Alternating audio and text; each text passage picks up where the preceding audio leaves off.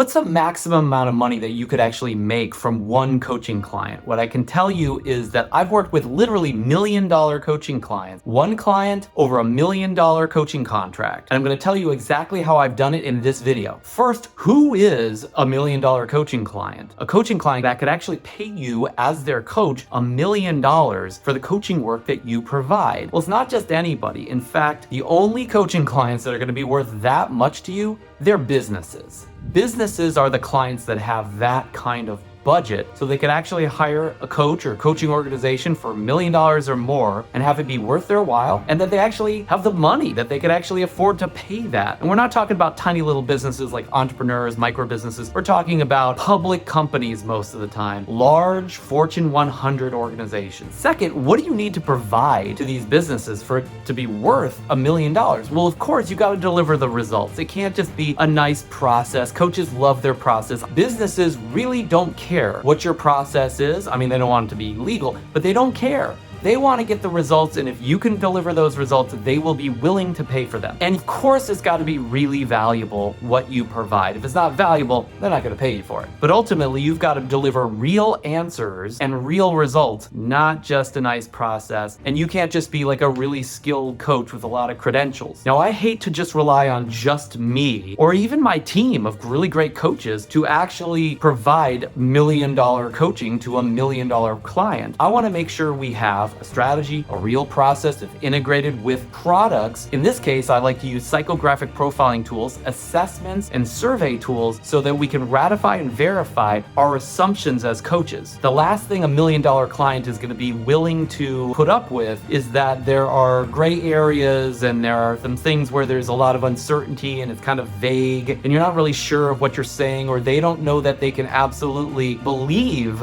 the assumptions and the assessments and the coaching that you're actually offering. You've got to be able to prove this stuff at this level. In order to actually enroll somebody in $1 million coaching contract, you have to identify a really high level, very important top officer of an organization. A CEO, a COO, CFO, somebody who has check writing power, of course, and has a lot of sway in the organization politically. Once I have that individual and I have their attention, I want to run a psychographic profile on them. Everybody's got different tools. I use DISC and values. It takes them 10-20 minutes, and then I have some phenomenal results that I can then review with them to show them that not only do I know how to read this stuff, but that it's accurate and I can read them very transparently without them explaining themselves to me, without a lot of time of me asking a bunch of questions and spending 3 months coaching them. Once we've completed that process, they know that I know my stuff, they know I'm accurate, and they know I'm good at what I do. Now, that's not enough to get the $1 million coaching contract, but it's square one. If I don't have that credibility, if I don't have that rapport with the decision maker, I'm not going to have much value to add to them because they just won't believe it. Next, I want to do a business analysis because I don't want to just coach the CEO. I don't want to just coach an executive. That's not going to be $1 million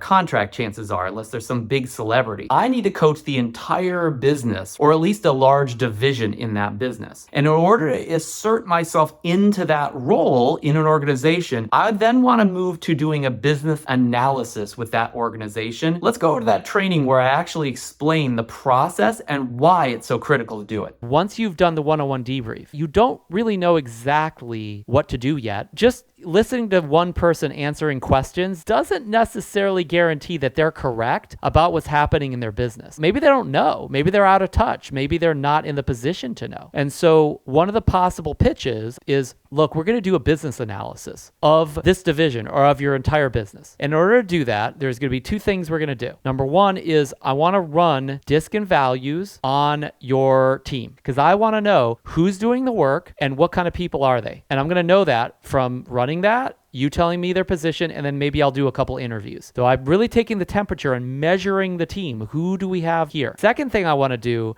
is I want to take a survey on the business, not on you, but on the business. And this is what we call an organizational 360, an organizational development survey. Hey, here's a business. What does everybody think about this business? And so what we want to do is take all the knowledge in your organization. You got people working in sales. You got people working in accounting. You got people working in management. You got people working in operations and logistics. We want to survey, not necessarily all of them, but we want to survey some of them. And they're going to tell us, here's what the strengths are, here's what the weaknesses are. They're going to give us their own SWOT analysis from their perspective. And so they're going to tell us all this information. This is horrible in this business. This is a really weak link in the chain. This is working really well. Not about a person, but about a business. A lot of people run 360s on executives. Here's what's great about this executive. Here's what sucks about this executive. We want to get a 360 on the business. And then when we get that data, we're going to process and analyze the survey results. And then I will be able to come to you and say, here's what's happening with your team. Here's where the strengths and weaknesses are. And then here's what the perspectives on the team are based upon what I understand of their psychological makeup. And then we'll have a really good map of what needs to be fixed, what's great and could get better, what people see that's going on in the organization that maybe you're blind to, and what the different stakeholders in this team think about things, so you can get a sense of what they might be mistaken about or what you might be mistaken about. And we're going to know it from their perspective because we're going to have their disc and value, so we know what their values are and what their biases are likely to be. And then from there, we're going to know a lot about where to navigate this ship. We're going to know a lot about what's needed and what's not. So in order to do this, you need to pay for the assessments, you need to pay for the organizational development survey, and then pay me for my analysis and my time. And then I'm going to give you a solution based upon that, a diagnosis and a prescriptive measure. And then what you can do is you could just do it. You could just implement the solutions however you like to, and I'm out of here. I'm gone. Just pay me $5,000. That'll cover all the assessments and my work. And then after that, you're going to have the answer to what you need to do for your organization to take it to the next level. And then if I can help you with those things, I will let you know. And whether or not you want my help, you will have the solution. You'll have the map to go to the next level in this business, and I will walk away. I will leave you alone, and you could just do it separately from me, and I'll be out of your hair. So if nothing else, I'm here to help you analyze what's happening in your business and what to do about it. And then you get to implement, or we can help you implement if it's within our core competencies to do so. That's the pitch.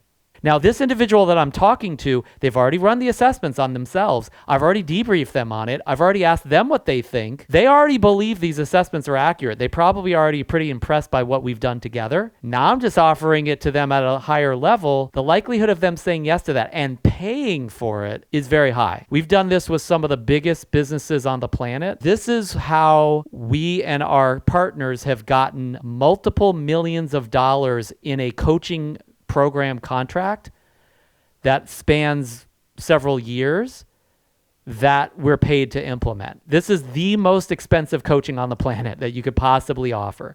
And you could literally do that in a discovery session, plus maybe a couple weeks of consulting work, and you're on your way. So $5,000, $10,000, that was just to get the analysis. And then from there, if we say, look, we know exactly what you need, and there's proof because based upon everything we've run, it's like, this is scientific. And that's going to be $300,000 for you guys to implement the solutions with our help. For a big company, that's nothing. That's not a lot of money, especially if you can prove that you can help them and you can prove that you know that this really is a problem. This is really where the money is. And this is one option that you can utilize to help get deeper into an organization. And you're not just coaching an executive, you're coaching a business. We're not coaching a person on the team, we're coaching the team. This is the whole entity, the whole culture that we're coaching. If I can run that, and then I can get a survey on how functional that is, I have all the information I need. So I'm going to really be effective in implementing and in influencing the decision makers to go my way because I got all the data. And they didn't even have the data initially. They get an assessment, and then they assess the entire business, and then you go to work. So does that make sense? Now, here's the funny thing about this type of coaching. It is the most expensive coaching on the planet, but it's also, for many coaches, unfortunately, the least exciting. We're not talking about spirituality coaching. We're not talking about emotion and psychological coaching most of the time. We're not talking about like transformational coaching. And although there's plenty of magic in this coaching, it can easily seem kind of boring or very square. Now, some coaches will argue, I don't want to work with those corporate rats. I don't want to work with businesses because, they're just there to make a lot of money and take from people. And, I want to work with individuals because I'm spiritual and I'm helpful and I'm here to serve people. I'm here because it's a privilege to transform lives, not just work with somebody and help them buy a bigger yacht at the end of the year. And I hear you. But the truth is, you can transform more lives working with a business than usually any other type of coaching. Why? Because that's where people are. Businesses are made up of people. You want to transform somebody's life? Transform the part of their life where they spend the most time, at work. We can save lives by helping people get into a different job, a better job, help them enjoy their job more, help the management treat them better and understand them better. This is a huge opportunity, and so many businesses really don't get people. Let's just be honest. And so as coaches, we are people. We are people experts. We can be the change that we wish to see in the corporate world in this case. So don't think that this doesn't have a mission and a vision and a purpose to it. And don't think that it's not spiritual or it's not heartfelt in some way, because it truly is.